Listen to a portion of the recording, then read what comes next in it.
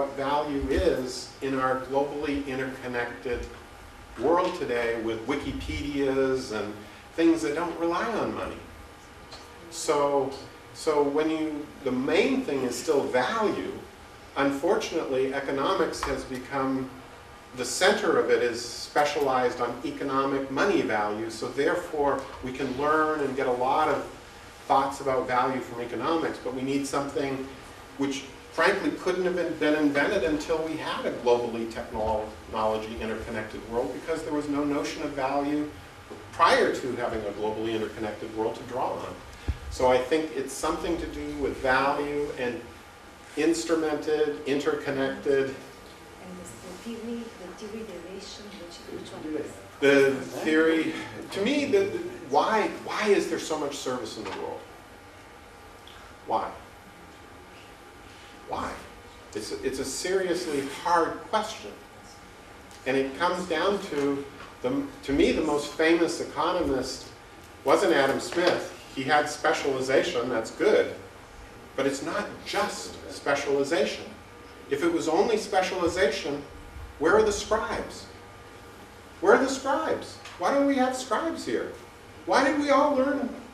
That's not specialized. So he had a beautiful piece of it is specialization. But there's also something about the capability building of all of the service systems continuously. Nations get better, businesses get better, people get better capabilities, and you can create more value. So it's not just specialization. Ricardo, he had a slight modification of specialization. His insight is brilliant.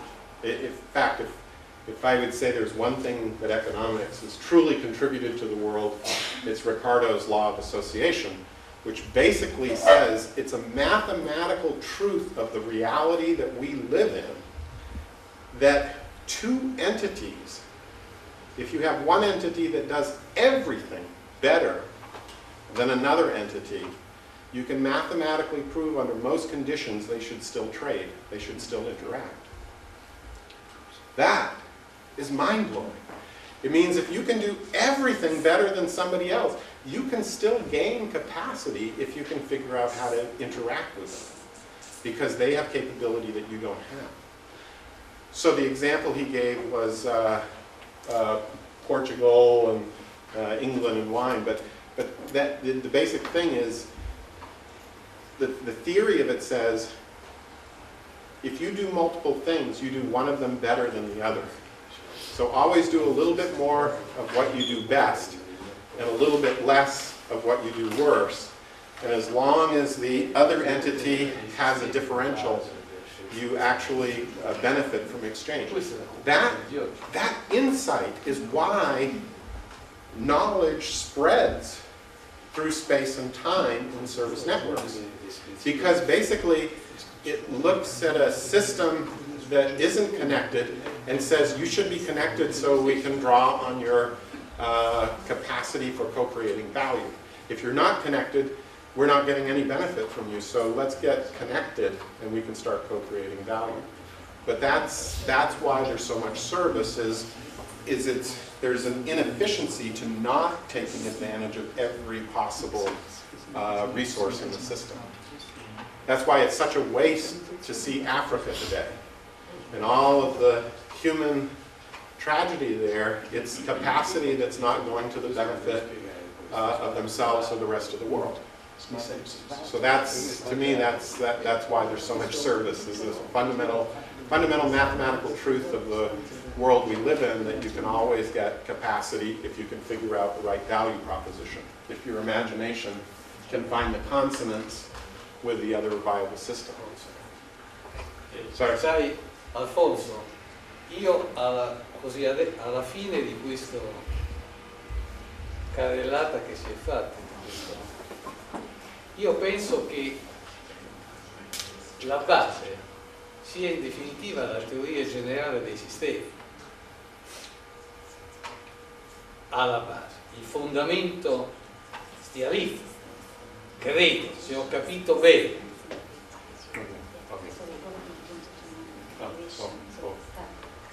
Yeah. Thank you. Sì, è questo. Professor Golanelli said it much more concisely. The fundamental is the service system. Thank you. La teoria generale già di per sé guarda l'inseticità, tutto questo è un po' complesso, in qualche modo. Bertallanfi già con la sua, diciamo, col suo curriculum disciplinare era interdisciplinare, no? Già nasce con questa vocazione. Sì, nasce come biologo. Ma ti ricordi quando si studiava, era in auge 15-20 anni fa, quando si cominciava a parlare all'interno dell'impresa, nei rapporti, ti faccio il servizio, no? Era un servizio che ognuno faceva all'altro, prestava servizi, erano delle relazioni. Outsourcing. Sì, quindi all'interno del sistema impresa e poi servizio all'esterno. Mi pare che veramente sia la teoria generale alla base, il momento portante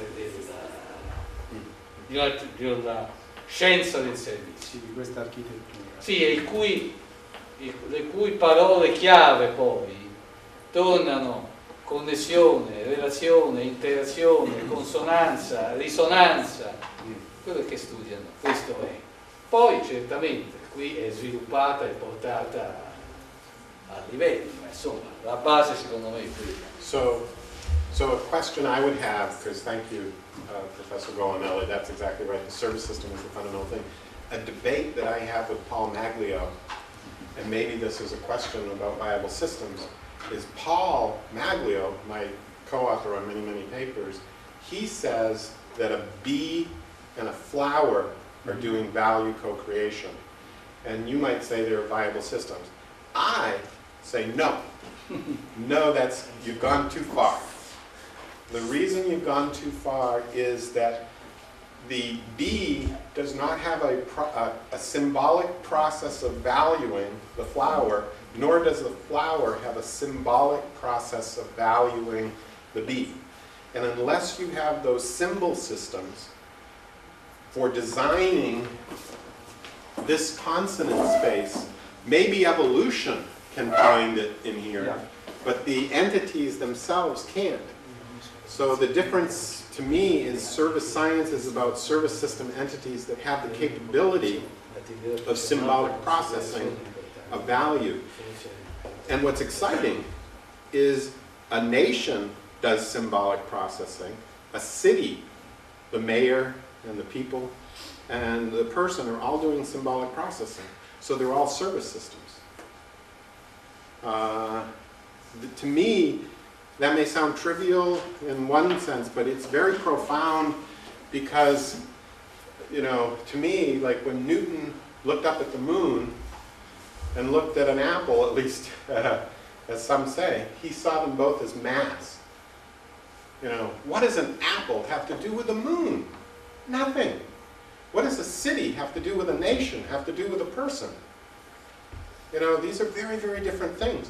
But fundamentally, just like the apple and the moon have mass and you can start understanding, you know, the forces at work constraining their behavior, if you understand that these are all service systems, then you can start understanding that they're primarily seeking, what?